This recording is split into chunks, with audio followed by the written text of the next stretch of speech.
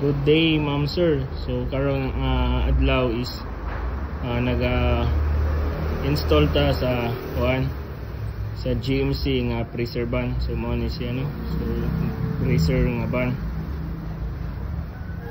So mo ni ako ipakita sa inyo ang ato ang human nga installation. So kaning installation is ni siya diriya nani siya monitor. So money siya no, while mag drive ka, so while makita sa driver ang front, rear and side, left and right. So money siya itong gi-install, ma'am sir. So passenger car monitoring integrated nga mas hog sa ni siya o dashcam nga reverse. So ano siya no. So pwede ni install sa mga trucks, which is for example channel 1. So mo ni ang makita ninyo sa channel 1, which is ang front.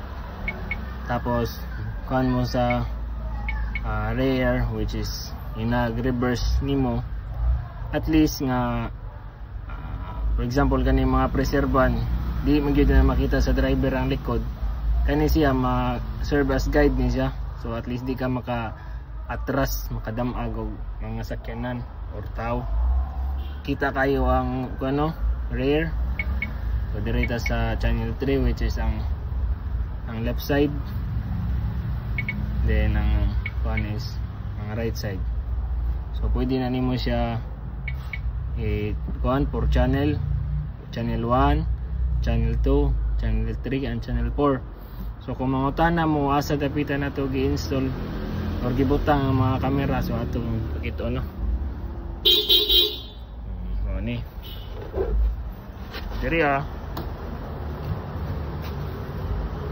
diri na to gibutang ang isa ka camera.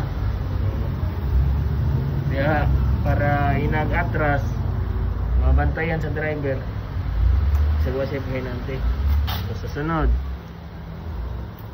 diri ang channel 1. Nasa diri ang channel 4. Kita kayo no, may camera. Dito sa likod mani ang camera sa likod. Mani siya.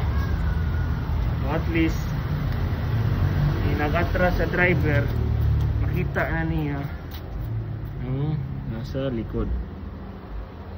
So sa katong mga nagaplano nga mag-install, labi na ning mga klase ng sakyanan maka-install at ang sir.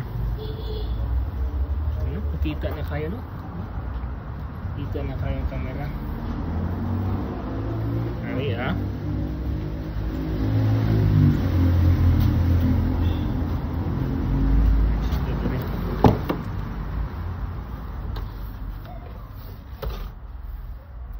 kani siya pwede ni sa mga fire truck, freezer van, trailer or uban pa nga klase nga sakyanan no. Sa mga nagplano PM lang mo, ma'am sir.